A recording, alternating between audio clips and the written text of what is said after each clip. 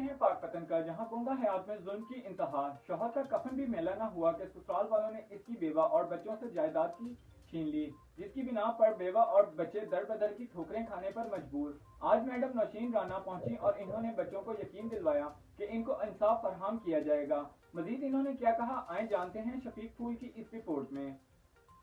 अस्सलामुअलैकुम नाज़रीन, मैं हूँ नौशीन राना। जैसा कि आप जानते हैं कि मैं हमेशा किसी न किसी मजलूम गरीब की आवाज़ बनती हूँ। आज भी मैं बुंगा हयात के एक घर में मौजूद हूँ। ये घर की हालत आपको बता रही होगी कि इस घर की हालत क्या है। ये एक बेवा माँ है। ये 5 बच्चों की माँ बैठी है। इसके खामद को 7 माह हो गए हैं, उसकी डेथ हो गई थी थाने में, जेल में उसको हार्ट अटैक हुआ था।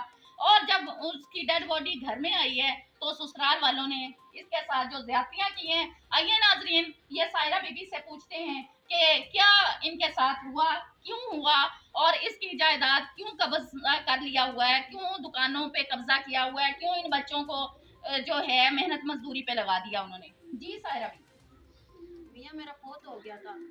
बोलिए। मियाँ फोत हो गया तो इन जेठा ने मैंने मार का कूट का घर से निकालना चाहा था। निकल, तेरा मियाँ फोत हो गया, तेरा कोई हक नहीं, कोई तेरे बच्चे नहीं, बच्चे छोड़ कर चली जाता है, घर से फारग है। मैंने कई दफा 3-4 दफा आकर घर पर मार के गए, कूट के गए। मैं हर किसी का घर हुई, मेरी किसी ने नहीं आपको सुनी। किसने मारा, क्यों मारा? मेरे जेठ को सरफराज ने, उमर दराज ने, उसके बेटों ने और उसकी बीवियों ने, सबको मैं मारी आके। और मैं हर किसी का मदद लेने गई, मैं सबको लाशा दिखाई है, मेरी किसी ने नहीं सुनी।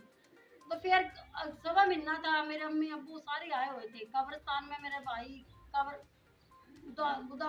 दुआ खैर के लिए गए तो उठा मेरे जेठा ने फिर हमला कर दिया, मेरे भाइयों पर मारे कुत्ते भी। हमने जाकर छिटवाए, अम्मी अब्बू बहन भाई ना सब ना, तो उन पर सारे सबका हमारा नाम पर्चे में दे दिया। उंगली मेरे बेटे की, इसकी उंगली तोड़ दी।